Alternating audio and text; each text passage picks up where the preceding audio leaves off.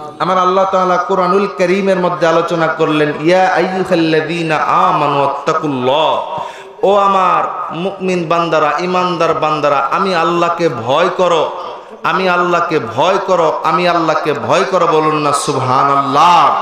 ওয়া কুনু মা'আস সাদিকিন, তোমরা সাদিকিনদের সাথী হও, তোমরা সত্যবাদীদের সাথী হও, তোমরা নেককার বান্দাদের সাথী হও, তোমরা আল্লাহর ওলিদের সাথী হও।